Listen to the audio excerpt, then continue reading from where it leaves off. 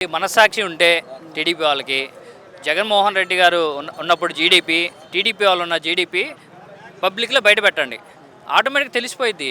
మీ media ఉంది కదా, TV5, ABN, ETV, మొత్తం మీ మీడియా ఉందిగా. అప్పుడు మీడియా అది చూడండి, ఇది చూడండి, మీరే పెట్టండి.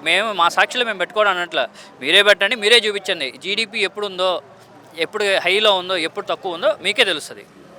కానీ కంపెనీస్ అనేవి కూడా ఇప్పుడు ఐటీలో ఎక్కడైతే విశాఖపట్నం ఉందో అక్కడ ఐటీని విధంగా మేము డెవలప్ చేస్తున్నాము, ఇప్పటికే కొన్ని కంపెనీలు కూడా తెచ్చాము అనేసి అంటూ ఉన్నారు. అట్లానే 99 పైసలకే భూమి ఇచ్చి మేము ఇండస్ట్రీస్ని ఈ ఆకాశం చేస్తాం అనేసి కూటమి ప్రభుత్వం అంటా ఉంది. ఇప్పుడు నేను 99 పైసలకి భూమి ఇస్తా అంటున్నారు. అది పేద ప్రజలకి ఇవ్వచ్చు కదా.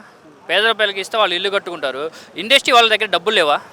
ఒకటి గుర్తుపెట్టి, వాళ్ళు వేల కోట్ల లక్షల కోట్ల బిజినెస్ చేస్తారు. ఇండస్ట్రీ వాళ్ళ దగ్గర డబ్బులు లేవా?